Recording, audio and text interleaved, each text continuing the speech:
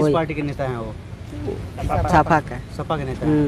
महज 48 घंटे में उत्तर प्रदेश में वाल्मीकि समाज से जुड़ी दो बड़ी ऐसी घटनाएं होती है जिसकी वजह से चंद्रशेखर आजाद रावण इतना ज्यादा आहत हो जाते हैं कि अपने ट्विटर हैंडल एक्स पर उन्होंने जो लिखा है जिसकी वजह से अखिलेश यादव की मुसीबत बढ़ सकती है।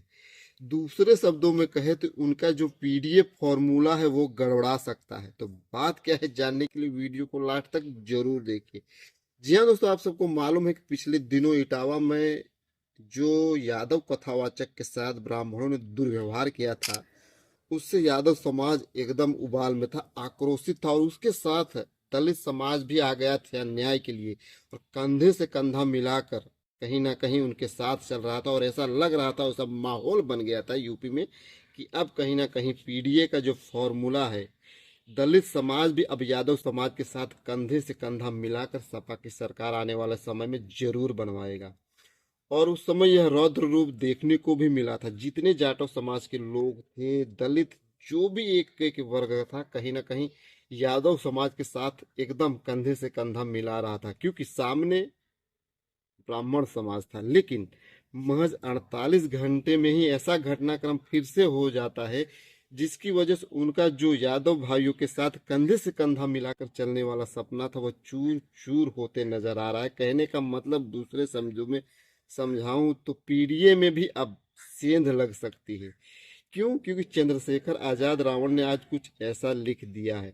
जी हाँ दोस्तों, इटावा में, उसी इटावा में एक और घटना होती है। आप सबको मालूम है, अभी पिछले 24 घंटे भी अभी नहीं बीते जिसमें शंभू दयाल वाल्मीकि जो कि दुगावली गांव का प्रधान है, वहां के दबंग मुकेश यादव जो कि सुबह सुबह उनके घर में जाते हैं, पंचायत के कार्यों के लेकर दोनों के बीच में झगड़ा होता है, शौचालय बनाने के लेकर वाद विवाद होता है। बात इतनी बढ़ जाती है कि दबंग मुकेश यादव उनको धक्का देते हैं और नीचे जमीन पे गिर जाते हैं और उनकी मृत्यु हो जाती है। परिजन के एफआईआर दर्ज होने के बाद शंभू दयाल केस में अब पुलिस जांच में जुटी है। लेकिन इस घटना को बीते अब महज 24 घंटे भी नहीं हुए थे, एक और बड़ी घटना उत्तर प्रदेश के देवरिया जिला में घटित हो जाती है जाटव समाज के साथ में।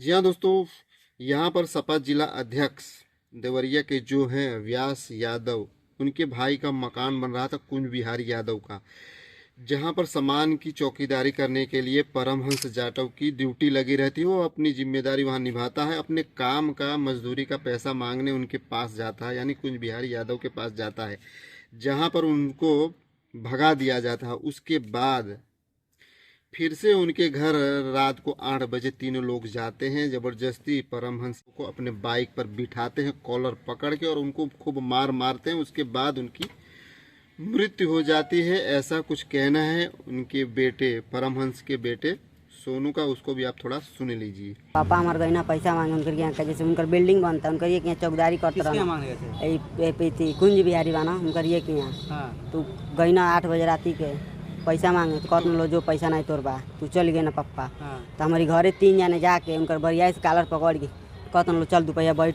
तू दोपहिया बैठत ना रहूँगा तो बरिया से बैठा के ले जाके उनके खूब मार उड़ के लिया के 11 बजे राती के हमारे घर के सामने गिर दिला ना लो। कुंज बिहारी कौन है? कुंज बिहारी व्यास नेता के घर के हूँ, भाई हूँ। भाई हाँ। कहाँ पिता को आप लेके फेंक दिए? हमारे घर के सामने जो हमारे पापा के साथ हुआ है उन्हीं के साथ वही हुए। किस पार्टी के नेता हैं वो? सपा का। सपा के नेता हैं। तो भैया ये दो घटनाएं आप लोगों ने देखी जिसमें कहीं ना कहीं दोनों घटनाएं यादव समाज से ही जुड़ी है। पहली वाली घटना शंभू दयाल के साथ जो घटित हुई जिसमें नाम आया है दबंग मुकेश यादव का, और दूसरी वाली घटना में भी देखा जाए तो सपा जिला अध्यक्ष व्यास यादव के बेटे का नाम उनके भाई के बेटे यानी भतीजे का भी नाम दर्ज हो गया है, सचिन यादव और परमहंस यादव। जी हाँ दोस्तों, तो कहीं ना कहीं ऐसी अगर घटनाएं घटित होती रहेगी तो पीडीए के फॉर्मूले के ऊपर ये लोग पानी फेर कर रख देंगे। और आज वह बात इसलिए मैं बोल रहा हूँ कि खुद एक्स पर आज चंद्रशेखर आजाद रावण ने इस पर संज्ञान लिया है और उस पर उन्होंने एक्स पर कुछ बहुत बड़ा लिख दिया, आप उसको पढ़ सकते हैं, जिसमें महज 48 घंटों में ये दो बड़ी घटनाओं का जिक्र करने के बाद यूपी गवर्नमेंट को टैग करते हैं और त्वरित इस पर कार्रवाई करने के लिए मांग उठा देते हैं। जी हाँ दोस्तों, अब ये चीज़ के बाद, मतलब चंद्रशेखर आज़ाद के इस ट्वीट के बाद देखो क्या होता हो, आने वाला समय ही बताएगा। लेकिन कहीं ना कहीं इसकी वजह से अखिलेश यादव की राजनीति भी फंस सकती है। बाकी आपकी क्या राय है कमेंट करके जरूर जाना। मिलते हैं नेक्स्ट वीडियो।